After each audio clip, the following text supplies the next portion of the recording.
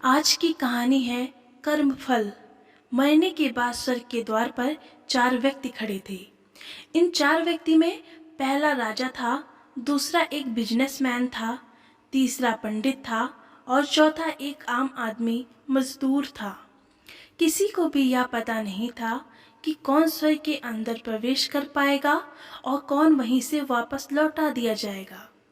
सब स्वर्ग का दरवाजा खुलने की राह देख रहे थे और आपस में बातें कर रहे थे। जैसे कि राजा को मरने से पहले से ही आदत थी, उसने अपनी बात सबसे पहले बताई।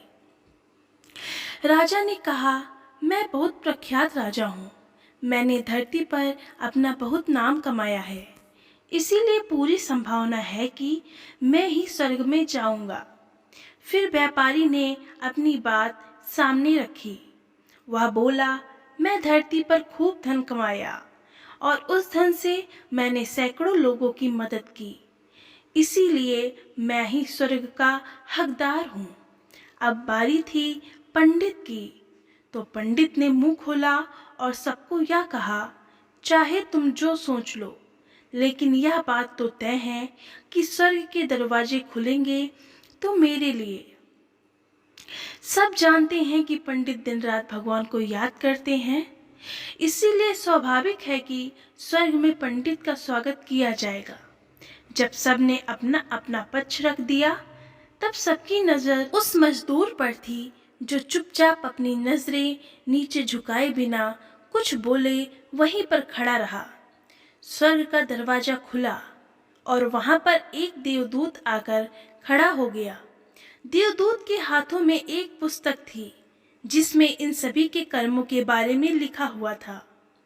देवदूत ने सबसे पहले राजा को अपने पास बुलाया और उसको पूछा, तुम बताओ, तुमने अपने जीवन में क्या क्या अच्छे कर्म किए हैं।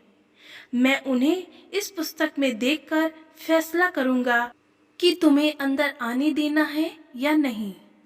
राजा ने कहा, मेरा राज्य जितना बड़ा था उतना ही समृद्ध था और मेरी राज्य के सभी लोग खुशहाल थे। सभी बड़े आनंद से रहते थे। मैंने उन्हें कभी भी किसी भी चीज की कमी नहीं होने दी। यही मेरे अच्छे कर्म हैं। देवदूत ने अपने पुस्तक में देखा और देखने के बाद राजा से कहा, तुम सच बोलते हो।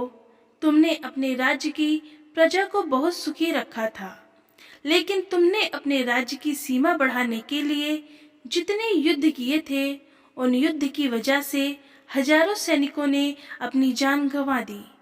उन हजारों सैनिकों के परिवार के दुख का कारण तुम बने थे, इसीलिए तुम स्वर्ग में नहीं आ सकते। अब बारी थी व्यापारी की। व्यापारी से जब देवदूत ने पूछा कि तुम्हारे अच्छे कर्म क्या हैं, तब व्यापारी ने उससे कहा, मैंने सैकड़ों लोगों को खाना खिलाया है, कई आश्रमों में दान दिया है, कई निराश्रित लोगों के लिए घर बनाकर दिया है। यह मेरे अच्छे कर्म हैं। देवदूत ने फिर से अपने पुस्तक में ध्यान से देखा और देखने के बाद व्यापारी से कहा, तुम्हारा कहना भी ठीक है कि तुमने बहुत दान धर्म किया है, लेकिन यह दान धर्म तुमने जिन पैसों से किया है, उन पैसों को कमाने के लिए तुमने न जाने कितने झूठ बोले हैं, कितनी हेरा फेरियां की हैं और कितनी मिलावटें की हैं, इसीलिए तुम भी स्वर्ग में नहीं आ सकते। जब पंडित से यही सवाल किया गया, तो पंडित बड़े ही आत्मविश्वास के साथ कहा, मैंने अनगिनत लोगों को ज्ञान दिया है, हजारों यज्ञ और पूजाएं की हैं और दिन रात भगवान का जाप किया है। इससे अच्छे कर्म और क्या ही हो सकते हैं।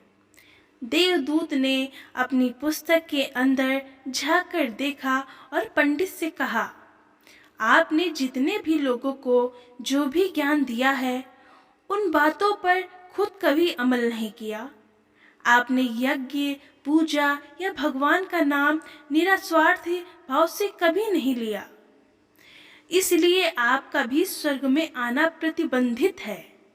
मजदूर यह सब देखकर हैरान था।